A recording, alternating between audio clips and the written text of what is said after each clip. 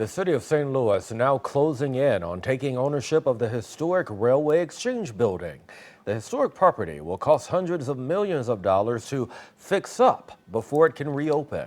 Our political editor Mark Maxwell has the latest on the city's efforts to close the forced deal.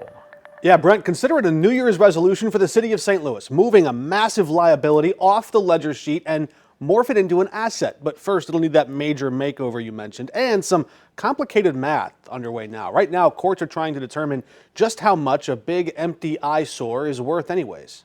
In its heyday, the Railway Exchange building and its dazzling holiday decor thrilled big crowds of customers. Tenants and companies filled its floors for 100 years. But now, the second largest building in the state of Missouri sits dilapidated, decaying over an entire block downtown.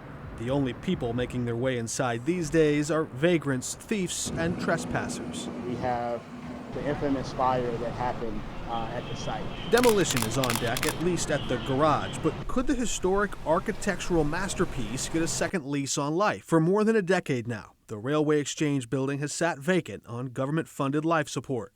First, grant funds in 2012, then they had some work done in 2017 and 18. Its owner teased new apartments, but those plans failed. The city eventually paid to surround it with security at first, then steel barricades, which left the overall project with over $30 million of debt. The cost to fix it all up?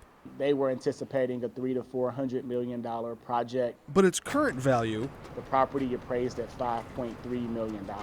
Leaving city leaders to wonder who would buy such an albatross. Without us going through this condemnation process, the building would have sat deteriorating and vacant for eternity. Neil Richardson is the chairman of the St. Louis Development Corporation. Railway Exchange is number one on my desk right now. He's at the helm of the ongoing effort trying to find a buyer.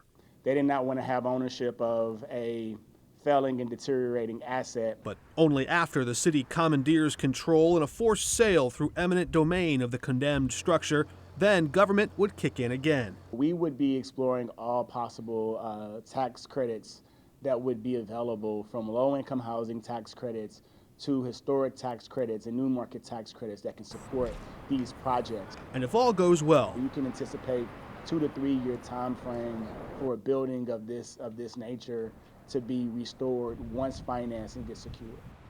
And just today, a judge was nearing those final steps in listing a price tag so the city can officially take over the title and deed to the property. Then demolition would begin on the garage soon. City officials say it's just too dangerous in its current condition. Then developers could start to place bids, and one could cut a deal as soon as this summer to start building affordable mixed-rate housing or apartments inside.